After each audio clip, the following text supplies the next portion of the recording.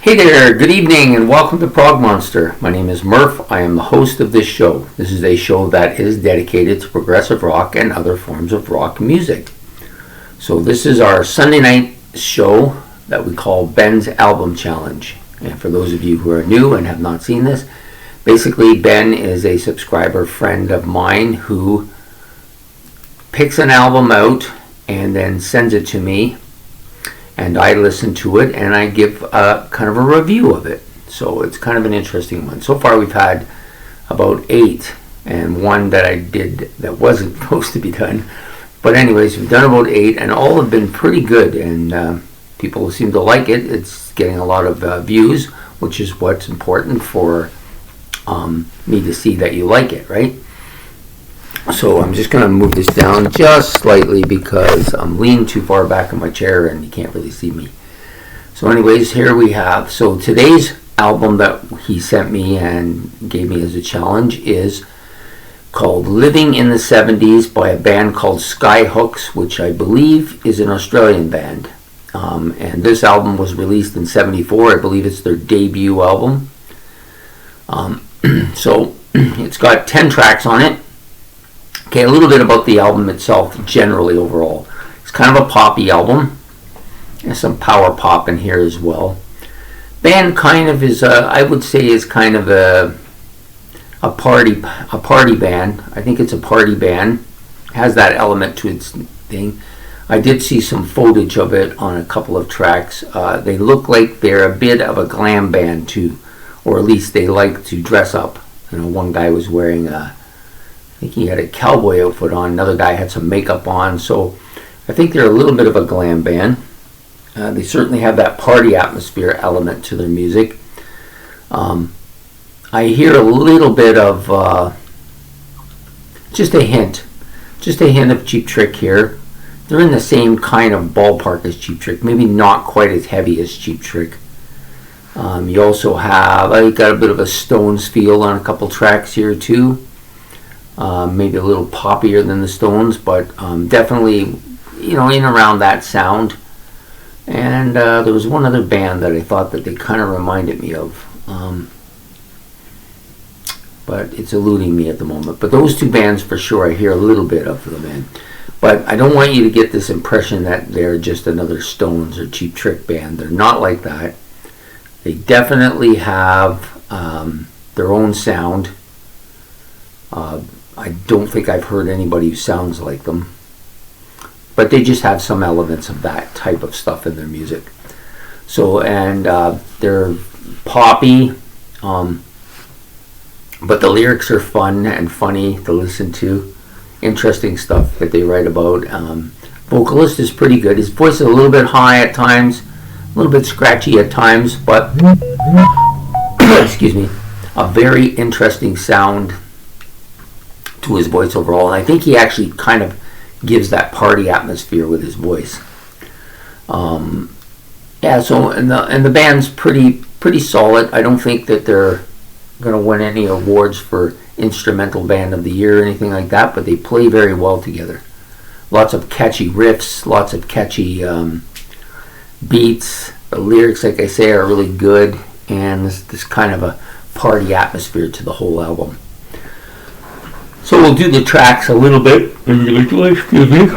And I apologize right now that this is probably going to come out a little bit late. My upload has been very slow today, and I did have some company that stayed a fair bit of time, and we lost a bit of track of time, and then I realized, oh shit, I got to do this video. Okay, so the first track's called Living. Sorry, I'm too close to the book rack here. I don't want that book landing on my head. Trust me, I don't like that. Okay, so Living in the 70s is the album title, and the first track is the title track.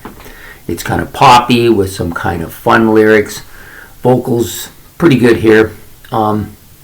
Catchy riff, a nice beat, and of course, like I said, they're a bit of a glam band. At least they come across that in their videos. Whatever is this, and the second tune is Whatever Happened to the Revolution. I assume they're talking about the Beatles doing the song Revolution. That's what I think anyways. catchy riff here again. Pretty poppy, nice kind of party-like rock feeling to this particular track, and I liked it too. I gave it a 6. I gave the first two a 6. Next one I like quite a bit, maybe my favorite track on the album, Baldwin Calling. This is kind of an AC/DC kind of lyrical feel to it. Poppy, party rocker again, a kind of upbeat song, typical of something you would hear from party rock bands in the 70s. But very catchy, and the solo was kind of neat too. The lyrics are about, that girl you meet that you wished you didn't give your phone number to. This is kind of like that. It's kind of funny. I like it quite a bit. The whole album is kind of a fun album, I think. First time through, I was just kind of listening to it, and then the second time, I kind of enjoyed it a lot more. The next one's called Horror Movie. Got a kind of a synth opening with a kind of an eerie feeling to the song, and then it jumps in with this kind of riff with some vocals in there, some nice vocals. It's poppy, very party-like. I think it's a bit more heavier than some of the other tracks. It's more closer to a power pop, I think, but definitely a cool track. Gave that a 6 as well. I think I gave everything a 6 except for 3 songs. Yeah, everything got a 6 but 3 songs. One got a 5, the other 2 got 7s. The next one out is called You Just Like Me 'Cause I'm Good in Bed. This is another kind of a funny lyrical song with, the sexual innuendo and kind of a party kind of feel to it as well. It's got a catchy riff and solo in it. I like them quite a bit. Another party-like song. It's kind of this is the song that kind of is Cheap Trick like their earlier stuff, the stuff that was a little bit more raw, not the polished stuff that they did a little bit later. So another really good song on the album. And I didn't actually find any songs on here I didn't like. And I think the second time through, I liked them a little bit more because now I wasn't intently listening for stuff. I realized what I was listening to, and I was just trying to enjoy it. The next song is called Carlton. The Ligon, I guess, I probably got this pronounced as wrong. The Ligon Street Limbo. So I imagine this is a street in one of the town or the hometown that these guys are from. These guys are Australian, by the way. I forgot to mention that. Very important. The guitars are kind of catchy riffing again. Another poppy, interesting lyrics again. I like that quite a bit. And then that kind of party atmosphere type song. Lots of that on this album. Really good. The next song out is called Turak or Torak. Torak Cowboy, I think that's what it's supposed to be. Torak Cowboy, yeah. Sorry, my writing was a little blurry there. Some interesting guitar in the opening. It's a kind of a country rock song with some country rock type solos to it, which is kind of different, I guess. It sounds American, but it's definitely not. It's Australian.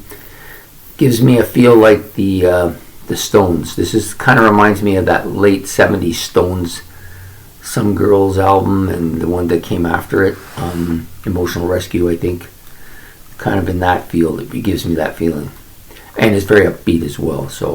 But I liked it quite a bit. I actually enjoyed listening to the guitar. It sounded really kind of twangy. The next song out is called Smut. The fast-paced guitar, pressing to kind of more of a heavy opening. And the vocals were screaming like his voice got scratchy during it. But it's kind of a funny song as well. Another one, interesting lyrics and kind of party atmosphere to it.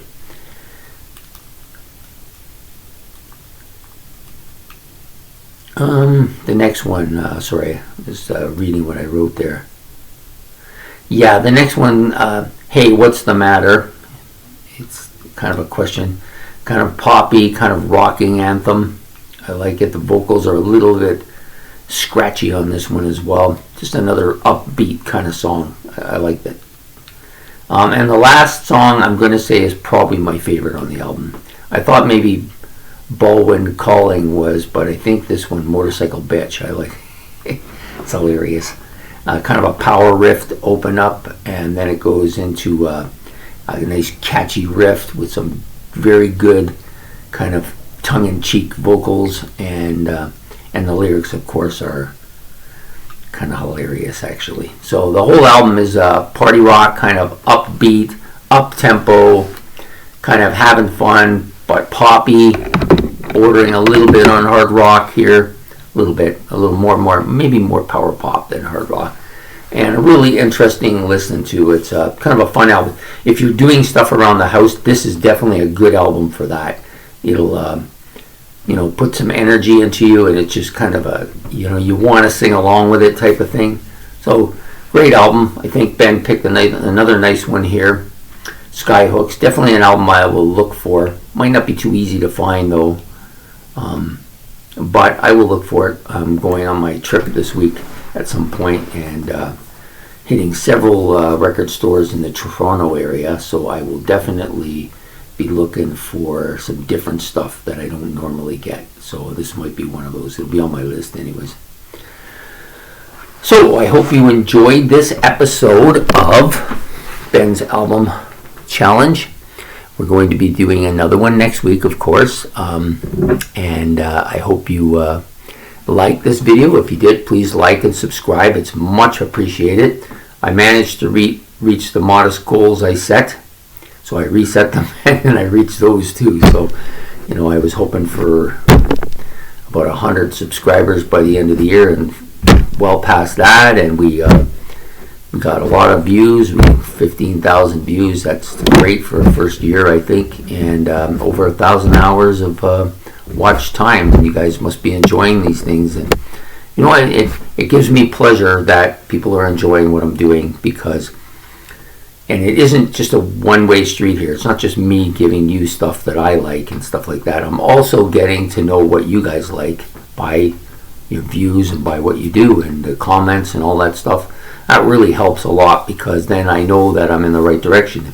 If I don't get a lot of views on something, or I get people make negative comments on it, it's not so pleasant, and it doesn't really, if I don't get too many views on something, I think, well, maybe this isn't the right fit for this program right at this point in time, or maybe my unenthusiasm for that particular video shows through, or maybe I'm over my head in something. All these things are possibilities. So I'm just here to learn and enjoy and meet some new people and enjoy some new albums and some new learn some new stuff. And I've learned like a ton of stuff in this first year, and I heard about a lot of bands I had no idea existed. And what I realized is that there is a lot of stuff out there that here in North America we just don't listen to.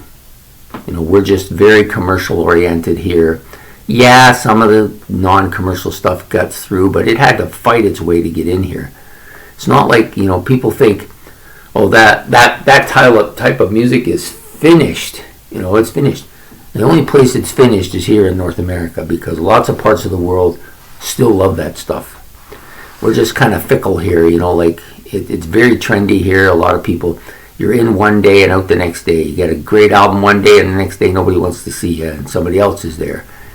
But it isn't like that in the rest of the world. A lot of really good stuff out there that people should be made aware of, and that's part of what I'm here doing. And you're doing the same for me, and it's really quite enjoyable. So I thank you very much for all that, and I hope you enjoy this video. So we will see you next Sunday for another Ben's Album Challenge. So take care.